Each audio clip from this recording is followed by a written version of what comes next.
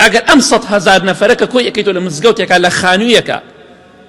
یەک مرۆڤێکیان تێ بکە مرۆڤەکە ئەهلی دۆزەخ بێ تەنها یەک هەناسە بدە ئەوەندە هەناسەیەک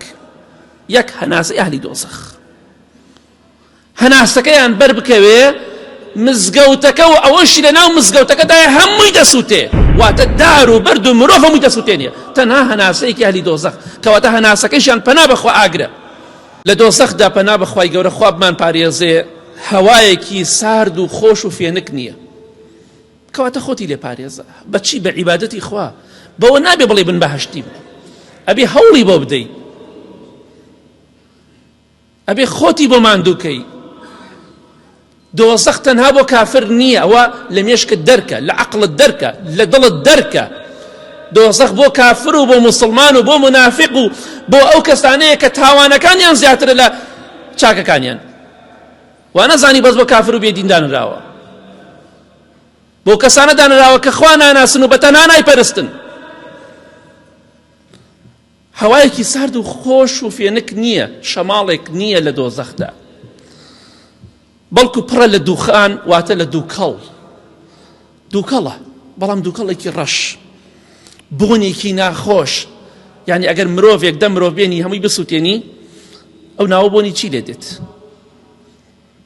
هەمووی پەنا بەخوا بۆنی کێم و زووخا و ئاگرێکی ڕەش حتا پێغەمبەری خوا صلی الله علیه وسلم لە حەدیثێکی صحیحدا لە صحیحات تۆ دەفەرمێ ئەفەرمێ ئێوە وا تێگەن کە ئاگری دۆزەخ چۆنە ئاگری دۆزەخ ئابەم شێوەیە نەفەسێک هەناسەیەک هەوایەکی خۆشی تیانە سبحان الله بەس گوێ لەم حەدیثە بگرین نە هەوایەکی خۆشی تایە نە هەناسەیەکەیە بە خۆشی هەناسەکە بدەیتەوە ئەزانی هەناسەی ئەهلی دۆزەخ چۆنە ئابەم شێوەیە پێغەمبەری خوا فەرمێ صلی الله علیه وسلم ئەگەر لەم مزگەوتی مەدینەدا 100,000 بەڵکو زیاتر لە 100,000 مرۆڤ لەم مزگەوتەدا بێ لەناو ئەم مزگەوتە مزگەوتێک بێنە بەرچاوی خۆت 100,000 خەڵکی تیا بێ چەند دۆنم دەکات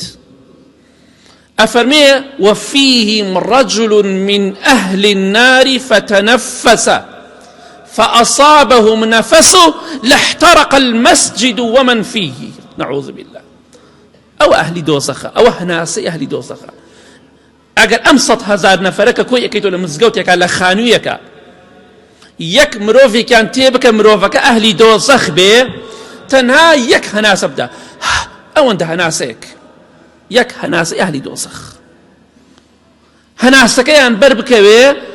مزگەوتەکە و ئەوەشی لە ناو مزگەوتەکەدایە هەمووی دەسووتێ واتە دار و بەرد و مرۆڤ هەمووی دەسووتێنێ تەنها هەناسەیەکی ئەهلی دۆزەخ کەواتە هەناسەکەیشیان پەنا بەخوا ئاگرە شەماڵ نییە هەوای خۆش نییە هەوای پاک نییە هەوا هەڵمژینی پاک و ئەو شتانە نییە هەناسەی پاک نییە کە بیدەیت و هەڵی مژی نییە هەناسەکەی 100,000 خەڵ دەسووتێنێ پەنا بەخوا ئەبێ حاڵی ئەوە ئەهلی دۆزەخە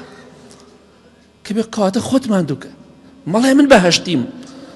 بترسە خوا بەهۆی ئەو قسە بتخاتە ناو ئاگری دۆزەخەوە بترسە لە خوا ئومێدیش بە ڕەحمی خوا هەبێت ئەمە صیفەتی ئینسانی ئیماندارە کەواتە ئاگاداری خۆمان بین بەخوا هیچ شوێنێک نییە خۆتی لێ پارێزی لە ناو دۆزەخدا لە دنیادا گەرمامان دەبێ نیوەڕوان هەر کاتێکی تر دەچینە بەر موبەڕیدەیە سبریدێ خۆمان فێنک دەکەینەوە دەڕۆینە شوێنێک هەوایەکی پاک دەگۆڕین بەخوا لە دۆزەخ ئەو شتانە نییە بەخوا نییە هەناسەکەشمان دۆزەخە کەواتە خۆمان بە دووچاری عەزابی خوا نەکەین